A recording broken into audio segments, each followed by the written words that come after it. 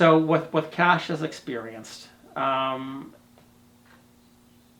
remember when I first saw him on Facebook, I think it was, in his uniform, talking about this stuff. And then there was the Restoring Freedom and stuff like that. So that's where I first met him in person. Oh, okay. And I'm like, you know what? He's up there, and I'm listening to the story about a veteran.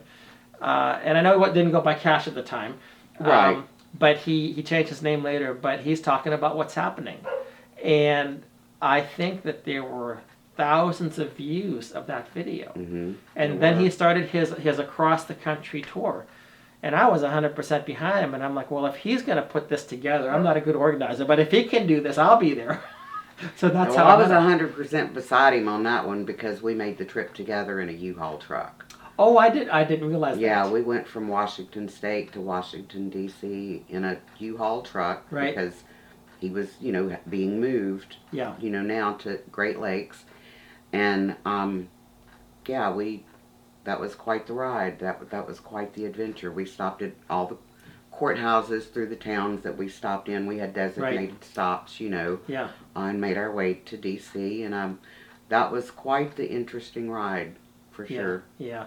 Now, and listening to Kash, as you mentioned, you said that for the first 2 years you taught him how to talk, and then you tried to teach him how to shut up. Yeah, that didn't happen after that. Once he got the hang of it, he was on his own. Yeah. But what I loved about Kash is that he was very articulate. Now, there were times, I mean, you could tell, and trust me, I understand that family court does this to people. I don't know what he was like ahead of time, but there were sometimes his language was a little bit, you could, that would be the number one criticism against him, and I thought that might work against him when he tried to run for the governor. But he was very articulate. If you engage with him in a debate, his arguments were solid. Absolutely. And I think he was able to sway people to actually believe that, yes, this was unjust. Can you give me some comments on that? Because you were with him in all of these courts. Is that what took place a lot of times?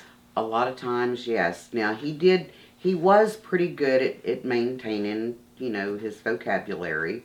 In public. In public. Right. And he did so most of the time, Yeah. in the courtroom there. It might get a little different on the outside as we were leaving, and his voice travels. So, Yeah. He might have had a little profanity then. Yeah. But on the inside of the court, yes, I mean, he articulated very well. And Wasn't he a drill sergeant or something like that? Yes, yeah. So that's how he got the voice. Yeah, he trained, he trained those kids. Yeah. And so, and I think that's something else that gets overlooked oftentimes with him because people want to say that, and yes, he can be arrogant. I know that he can be. But he's not a 24/7 arrogant person. Right. He's a man of, authority was expected from him. He had to exert authority Right. to help groom these young men and women into what they were about to take on in the world. Right. And so, yes, he lived a certain standard within the military. And after 20 years of living that every day, you kind of carry that with you. Right.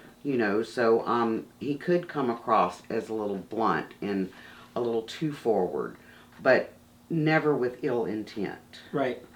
He Right. he never had ill intent. So the thing was that when I saw it, because, being in the military myself and so on, I said, you know what? So here's a man who's speaking with confidence.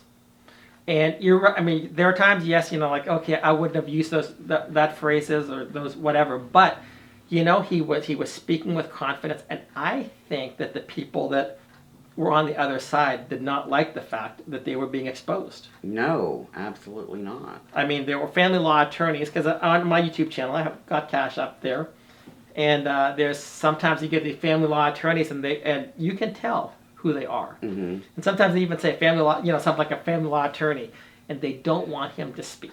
No, they do not. And what I also thought was interesting was up in Illinois, it wasn't just the attorneys and the judges that didn't want him to speak, but the legislators. I remember the time when they were testifying up there for the 50-50 equal shared parenting, and they basically said, we can't do this because if we do this, our state's going to lose a lot of money. Mm-hmm. Do you remember that? Mm-hmm. So yeah, it all comes down to the money. That's Right. exactly what it comes down to. Right.